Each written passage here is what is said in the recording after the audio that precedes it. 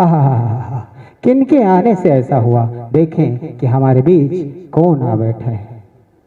परम आदरणीय सम्माननीय श्रद्धेय अरविंद के सर 2 मिनट बैठ जाइए सर, प्लीज प्लीज।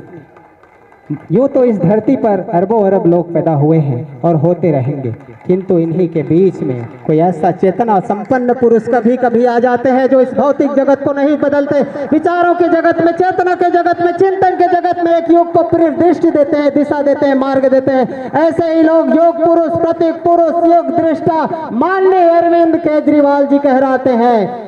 भ्रष्टाचार का एक ही काल, भ्रष्टाचार का एक ही काल।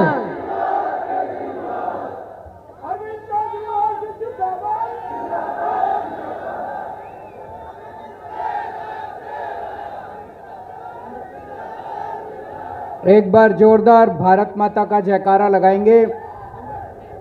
सब लोग मुट्ठी बंद करेंगे, हाथ ऊपर करेंगे और दिल से बोलेंगे भारत माता की, भारत माता की, इनकलाब, इनकलाब, वंदे वंदे।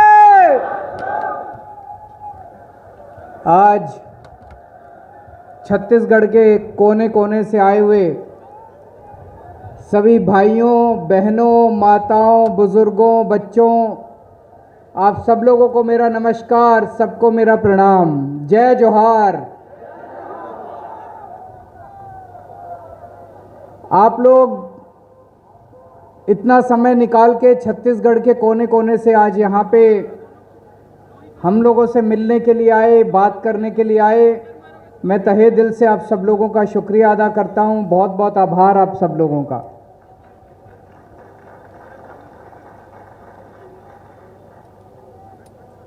छत्तीसगढ़ को भगवान ने सब कुछ दिया।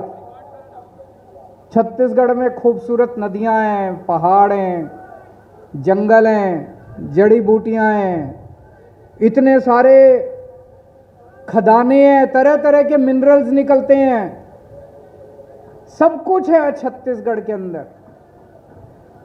मैं समझता हूं कि शायद देश में सबसे ज्यादा भगवान ने छत्तीसगढ़ को दिया, लेकिन फिर भी सबसे ज्यादा गरीबी आज छत्तीसगढ़ के अंदर है। क्यों? छत्तीसगढ़ के लोग इतने अच्छे हैं, आदिवासी लोग हैं, व्यापारी हैं, उद्योगपति हैं, लोग इतने अच्छे हैं, इतनी मेहनत करते हैं, इतने देशभक्त लोग हैं, फिर इतनी गरीबी क्यों है? भगवान ने सब कुछ दिया, लोग इतने अच्छे, उनमें इतनी ऊर्जा है लोगों के अंदर, इतनी प्रतिभा है लोगों के अंदर, नेता खराब हैं, पार्टियां खराब हैं, है कि नहीं है? सब कुछ लूट लिया इन लोगों ने, सब कुछ लूट लिया, कुछ नहीं छोड़ा इन लोगों ने। सन 2000 में छत्तीसगढ़ बना, 22 साल हो गए। 22 साल में 15 साल बीजेपी का शासन रहा, 7 साल कांग्रेस का शासन रहा। दोनों में पार्टियां तो बदली, नेता भी बदले, हालात लोगों के नहीं बदले। बीजेपी ने भी लूटने में कोई कसर नहीं छोड़ी, कांग्रेस ने भी लूटने में कोई कसर नहीं छोड़ी। बीजेपी वाले आते हैं तो कांग्रेस उनको गाली देती है, कांग्रेस वाले आते हैं तो बीजेपी उनको गाली देती है। बीजेपी का शासन होता है तो कांग्रेस कहती है इन्होंने लूट लिया। अरे लूट लिया तो जब तुम्हारी सरकार आई तुम इनको जेल भेजो। अभी 5 साल से कांग्रेस की सरकार है, अगर बीजेपी वालों ने पहले लूटा तो कांग्रेस वालों ने बीजेपी वालों को जेल क्यों नहीं भेजा? जब बीजेपी की सरकार थी, जब कांग्रेस की सरकार थी, अजीत जोगी की सरकार थी, ये बीजेपी वाले कहते थे उन्होंने लूट लिया कांग्रेस वालों ने, तो क्या बीजेपी वालों ने जब उनकी सरकार बनी कांग्रेस वालों को जेल भेजा? नहीं भेजा। सारे मिलजुल के खाते हैं, सबका धंधा चल रहा है। ये कांग्रेस और बीजेपी को उलट पुलट करने से कुछ नहीं होगा। आप गरीब के गरीब रहोगे, लूट जारी रहेगी, ये लूटते रहेंगे, हम इनकी तरफ मुंह उठा के देखते रहेंगे। दिल्ली में भी पहले ऐसे ही था। दिल्ली में भी पहले BJP Congress, BJP Congress, BJP Congress, यही धंधा चल रहा था। फिर दिल्ली में एक नई पार्टी आई, आम आदमी पार्टी, लोगों की पार्टी, जनता की पार्टी। जब जनता ने देखा कि इन्होंने ड्रामा मचा रखा है, नाटक कर रखा है, नौटंकी कर रही हैं दोनों पार्टियां, जनता ने मिलकर अपनी पार्टी बना ली कि अब हम अपनी पार्टी बनाएंगे, अब जनता लड़ेगी चुनाव। इन्होंने चैलेंज करा, हिम्मत है तो चुनाव लड़के दिखाओ, तो जनता इकट्ठी हो गई, जनता ने अपनी पार्टी बना ली। लोगों ने इतनी वोट दी, इतनी वोट दी, दोनों बीजेपी और कांग्रेस का सफाया हो गया। कांग्रेस को 0 सीट मिली, बीजेपी को 3 सीट मिली पहली बार। वही हालत पंजाब में हुई। पंजाब में भी इन्होंने धंधा बना रखा था। बीजेपी अकाली दल एक तरफ, कांग्रेस एक तरफ, 5 साल इनको वोट, 5 साल इनको वोट। वहां पे भी लोगों ने इकट्ठे होकर आम आदमी पार्टी को जिता दिया, भारी बहुमत से जिता दिया दोस्त। तो लूट तो तभी खत्म होगी जब आप ईमानदार पार्टी लेके आओगे। मैं ये देख रहा था, हंसदेव अरण्य जंगल, उसमें कितना कोयला है, कितना कोयला है, कितने पेड़ हैं, कितनी घना जंगल है, इतनी तरह तरह की उसमें बायोलॉजिकल डाइवर्सिटी है, इतनी जड़ी बूटियां हैं। उनको देख के दोनों पार्टियों की लार टपकती है। दोनों पार्टियां उस जंगल को लूटना चाहती हैं। वो जंगल किसका है? किसका है वो जंगल? छत्तीसगढ़ के लोगों का है कि नहीं है? क्या वो जंगल कांग्रेस का है? क्या वो जंगल बीजेपी का है? क्या वो जंगल अडानी का है? उन्होंने उठा के वो जंगल अडानी को दे दिया, उसका एक हिस्सा उठा के अडानी को बेच दिया, अडानी को दे दिया औने पौने भाव में कोयला निकालने के लिए। कहते हैं मोदी जी का परिवार नहीं है, लेकिन मोदी जी का एक मुंह बोला भाई है। कौन है? उनका एक मुंह बोला भाई है। आप अपने बेटे से उतना प्यार नहीं करते जितना मोदी जी अपने मुंह बोले भाई से करते हैं।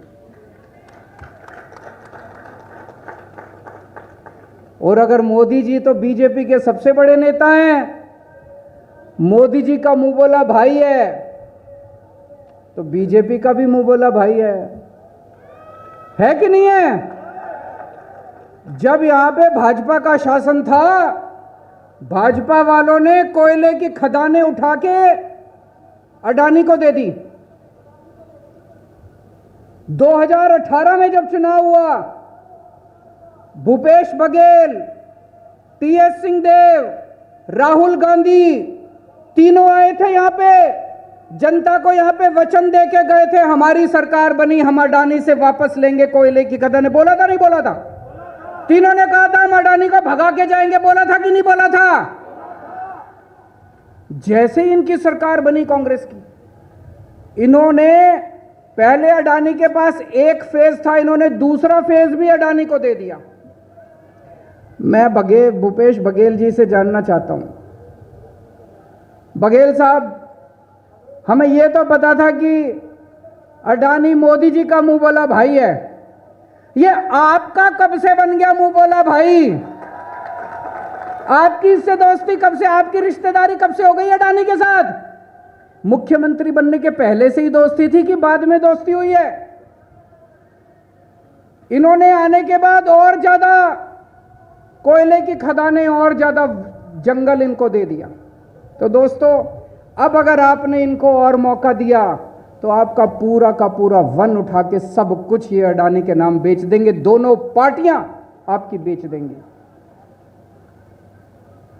हमारा अडानी से कोई रिश्ता नहीं है, मेरा अडानी से कोई रिश्ता नहीं है, भगवंत मान का अडानी से कोई रिश्ता नहीं है। हमारा इनसे कोई रिश्ता नहीं है। आम आदमी पार्टी को लाओगे, ईमानदार पार्टी है। हमारा रिश्ता है तो केवल जनता के साथ रिश्ता है। ये सारी खदानें, ये सारे जंगल आपके नाम होंगे, जनता को इसका फायदा मिलेगा। दोस्तों, आज इतना भ्रष्टाचार है। पहले डॉक्टर रमन सिंह की सरकार में भ्रष्टाचार होता था। भूपेश बघेल जी ये कह के आए कि हम इनका भ्रष्टाचार खत्म करेंगे। आज जनता कह रही है कि इनके जमाने में तो इतना ज्यादा भ्रष्टाचार हो गया कि सारे रिकॉर्ड तोड़ दिए इन लोगों ने। आज यहां पे खनन माफिया है, आज यहां पे रेत माफिया है, आज यहां पे ट्रांसपोर्ट माफिया है, आज यहां पे शिक्षा माफिया है, आज यहां पे दवाई हर किस्म का माफिया है। पहले ये सारे माफिया दिल्ली में भी होते थे, सारे माफिया खत्म कर दिए दिल्ली से। पहले ये माफिया पंजाब में भी होते थे, 1 साल हुआ है केवल, सारे माफिया खत्म कर दिए मान साहब ने। छत्तीसगढ़ में एक मौका दो, सारे माफिया खत्म कर देंगे, सारा पैसा जनता के ऊपर खर्च होना चालू हो जाएगा। मैं आपसे पूछना चाहता हूं, आप अगर किसी भी सरकारी दफ्तर में काम कराने जाते हो, काम कराने के पैसे देने पड़ते नहीं देने पड़ते?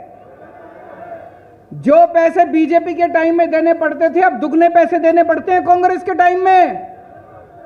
दिल्ली में 1 पैसा नहीं देना पड़ा, सारा काम दिल्ली के अंदर बिना पैसे के होता है। सरकारी दफ्तर में 1 पैसा नहीं देना पड़ता, पंजाब के अंदर 1 पैसा नहीं देना पड़ता, बिना पैसे के हर दफ्तर के अंदर काम होता है। छत्तीसगढ़ में एक मौका दीजिए, आपके भी सारे काम बिना पैसे के होने चालू होंगे। अब ये आके कहेंगे बीजेपी वाले कांग्रेस भ्रष्ट है, थोड़े दिन में प्रधानमंत्री जी भी आएंगे, डबल इंजन की सरकार बना दो, डबल इंजन की। मैं कल कर्नाटक गया था, कर्नाटक में पहले कांग्रेस की सरकार थी, उसको 20% कमीशन वाली सरकार कहते थे। उनके टाइम में 20% कमीशन लगता था हर ठेके पे। पिछली बार प्रधानमंत्री जी गए कर्नाटक, बोले डबल इंजन की सरकार बना दो, भ्रष्टाचार खत्म कर देंगे। जनता ने सोचा शायद कर देंगे, जनता ने बना दी। अब उसको 40% बीजेपी की सरकार है वहां पे, वो 40% कमीशन की सरकार बन गई, भ्रष्टाचार डबल हो गया। तो डबल इंजन की सरकार का मतलब डबल भ्रष्टाचार, डबल कमीशन। अगर 40% कमीशन की सरकार चाहिए तो उनको वोट दे देना, 0% कमीशन की सरकार चाहिए तो आम आदमी पार्टी को वोट दे देना। आपने कांग्रेस को भी मौका दिया, बीजेपी को भी मौका दिया, उन्होंने आपके बच्चों के लिए शिक्षा का इंतजाम किया, स्कूल खोले।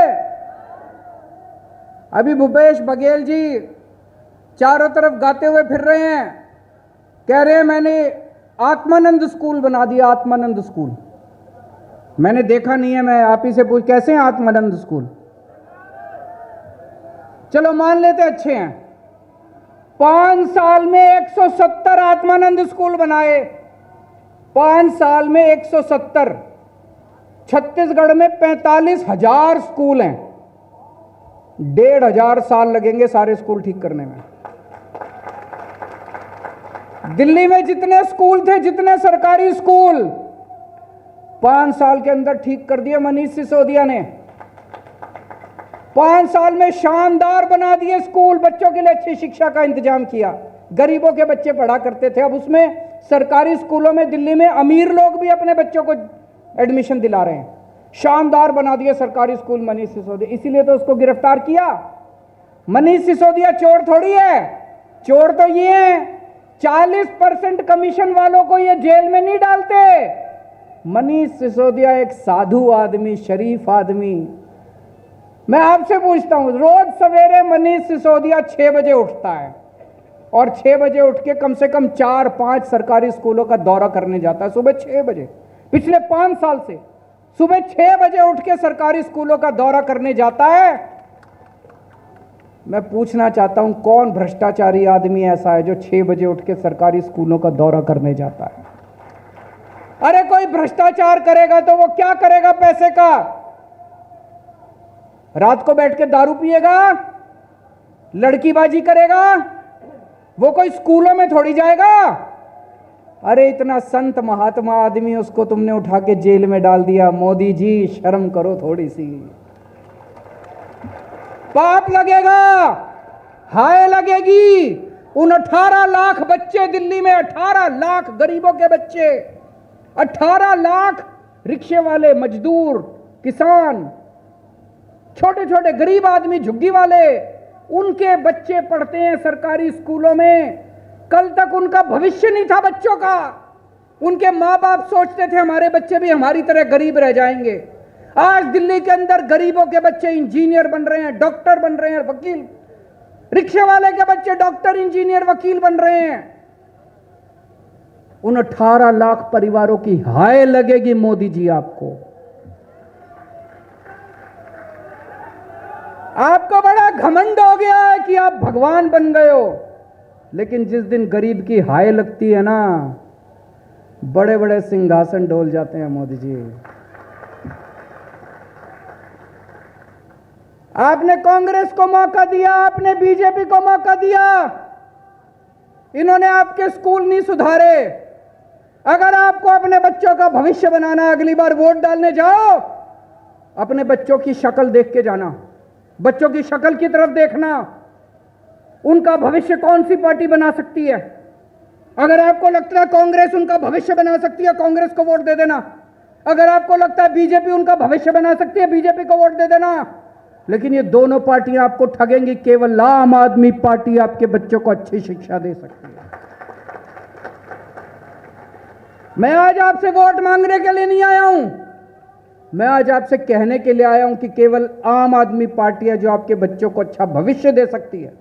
केवल आम आदमी पार्टी है जो आपके बच्चों को नौकरी दे सकती है, रोजगार दे सकती है। और मैं हवा में बात नहीं कर रहा, अभी 1 साल हुआ है, भगवंत मान ने 28,000 सरकारी नौकरियां दे दी बच्चों को, 28,000।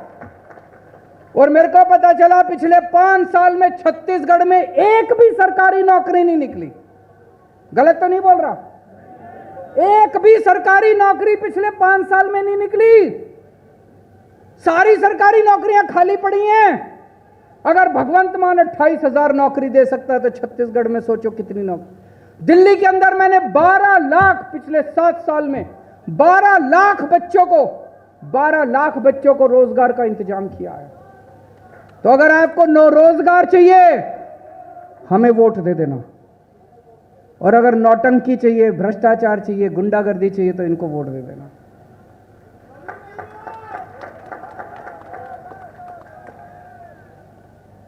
छत्तीसगढ़ में बिजली बहुत बनती है, इलेक्ट्रिसिटी सरप्लस स्टेट कहा जाता है कि यहां पे बिजली ज्यादा है, जितनी जरूरत है उससे ज्यादा बिजली है। और सबसे महंगी बिजली यहां बनती है, यहां पे जनता को सबसे महंगी बिजली मिलती है। अगर आपके यहां बिजली बनती है, छत्तीसगढ़ में बिजली बनती है, तो सबसे सस्ती बिजली तो पहले घर में मिलनी चाहिए ना। आप अपने घर में रोटी बनाओ और रोटी बना के रोटी बाहर बेच दो, अपने घर वालों को रोटी ना दो, तो ये तो गलत बात है। आपके घर में बिजली बनती है और वो बिजली आप बाहर बेच देते हो। अरे पहले अपने लोगों को दे दो, तो फ्री में दे दो। दिल्ली में बिजली नहीं बनती, हम छत्तीसगढ़ से खरीदते हैं और फिर भी दिल्ली में फ्री में बिजली दे देते हैं। पंजाब में बिजली बहुत कम बनती है, बाहर से खरीदते हैं, फिर भी पंजाब में बिजली फ्री में दे दी। छत्तीसगढ़ में फ्री बिजली चाहिए कि नहीं चाहिए? केवल आम आदमी पार्टी फ्री बिजली दे सकती है, हमको करना आता है। 24 घंटे बिजली देंगे, फ्री बिजली देंगे। अब मैं आप लोगों से पूछना चाहता हूं, ये डॉक्टर रमन सिंह आजकल दिखाई नहीं दे रहे,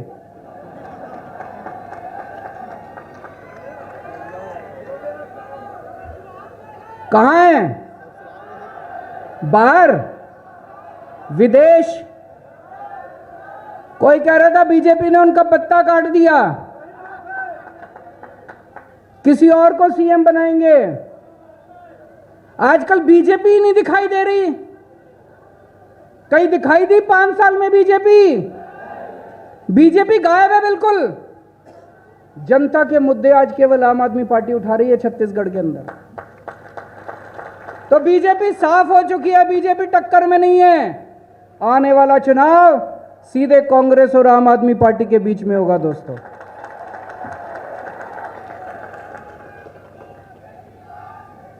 मैं आप लोगों से एक ही बात कहना चाहता हूं अंत में। जैसे दिल्ली के लोगों ने क्रांति कर दी, पंजाब के लोगों ने क्रांति कर दी, जब तक सारे मिलके एक साथ इन दोनों पार्टियों का सफाया नहीं करोगे तब तक क्रांति नहीं आने वाली। कोई सोचेगा नई पार्टी है, पता नहीं जीतेगी नहीं जीतेगी, वोट दूं, खराब तो नहीं हो जाएगा वोट। अरे वोट खराब तो तब होगा जब तुम कांग्रेस को दोगे, वोट खराब तो तब होगा जब तुम बीजेपी को दोगे। हर आदमी अपनी अपनी सोच ले, ये ना सोचे मेरा पड़ोसी किसको वोट देगा। हर आदमी अपनी अपनी सोचे, भाई मैं तो आम आदमी पार्टी को वोट दूंगा, अपने आप आम आदमी पार्टी जीत जाएगी, बाकी आप चिंता मत करना। भारत माता की